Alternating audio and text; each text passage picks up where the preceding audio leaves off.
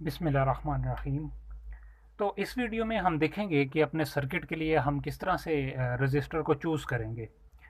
तो मेरे पास कुछ सिचुएशन इस तरह से है कि मैंने ये एक सर्किट ड्रॉ किया हुआ। यहाँ पे ये मेरे पास रजिस्टर है, ये मेरे पास एक एलईडी है और एक ये मेरे पास वोल्टेज सोर्स है।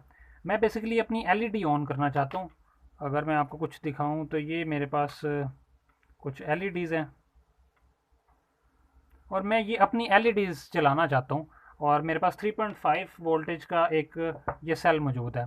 तो इस सेल से मैं अपनी ये एलईडीज़, इनमें से कोई भी एलईडी जो है ना वो ऑन करना चाहता हूँ।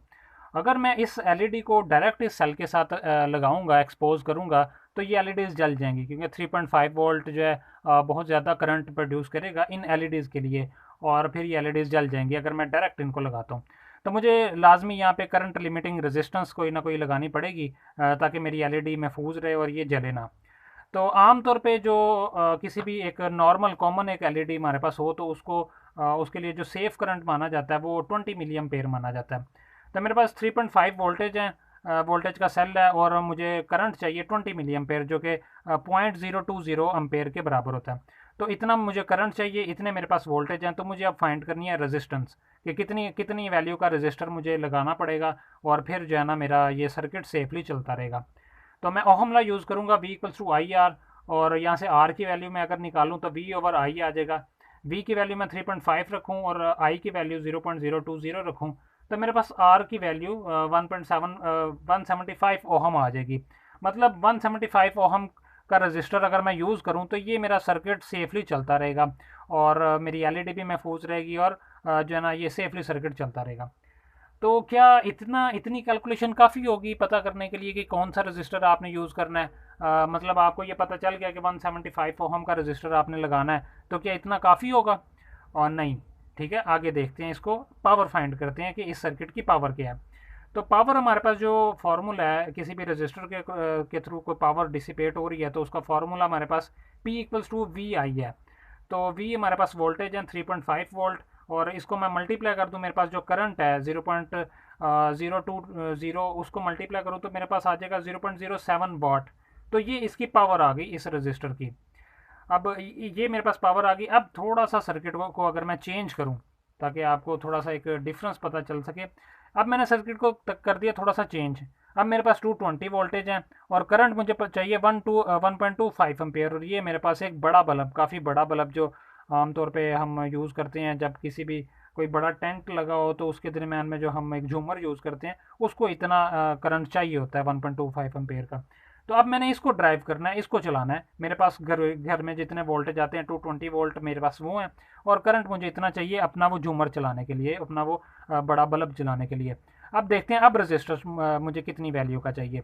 V equals to I R, फिर फार्मूला लगाऊंगा मैं, यहाँ से R की वैल्यू निकालूंगा 220 डिवाइड बाई 1.25 और ये भी मेरे पास 175 ओहम के बराबर आ गया। मतलब मुझे 1.7 ओहम का 175 ओहम का रजिस्टर यहाँ पे भी लगाना पड़ेगा अपने इस बल्ब को चलाने के लिए। लेकिन क्या इन दोनों सर्किट में आपको कुछ डिफरेंस नज़र आ रहा है? ये एक छोटी सी मामूली सी एलईडी थी, इसको चलाने के लिए आपको जो रजिस्टर की ज़रूरत पड़ी वो 175 ओहम की थी। और ये एक बहुत बड़ा बल्ब है जिसको चलाने के लिए आपको सेम रजिस्टर की ज़रूरत पड़ रही है। तो इस केस में पावर हमारे पास कितनी आई थी? 0.07। तो अब दूसरे केस में देखते हैं कि पावर कितनी है हमारे सर्किट की। P इक्वल्स टू वी आई। तो V की वैल्यू 220 पुट की, I की वैल्यू 1.25 पुट की, मल्टीप्लाई करेंगे 275। 275 वाट बहुत ज़्यादा वाट है। तो इतने वाट अगर मेरे पास ये आम रजिस्टर, अगर मैं ये यूज़ करता हूँ, ये आम रजिस्टर, ये फ़ौरन से जल जाएगी। ठीक है, इसकी जो पावर रेटिंग है, इस रजिस्टर की पावर रेटिंग मेरे पास है वो 0.25 ओहम है। ठीक है, ये एक अच्छा रजिस्टर मैंने ख़रीदा हुआ है। ये मेरे पास 0.25 ओहम का 0.25 वाट का रजिस्टर है। आमतौर पे 0.1 वाट का जो है रजिस्टर हमें मिलता है बाज़ार में। तो ये 0.25 वाट का है और मेरे पास ये इस सर्किट की जो पावर आ रही है, रजिस्टर सेम वैल्यू का है 175 ओहम, लेकिन पावर रेटिंग का फ़र्क है। यहाँ पे 275 वाट इसमें से इस रजिस्टर में से पास होने वाले हैं। तो ये अगर मैं ये रजिस्टर वहाँ पे यूज़ करता हूँ तो ये फ़ौरन से जल जाएगा रजिस्टर और ये तो बिल्कुल बेकार एक सर्किट बनेगा हमारा।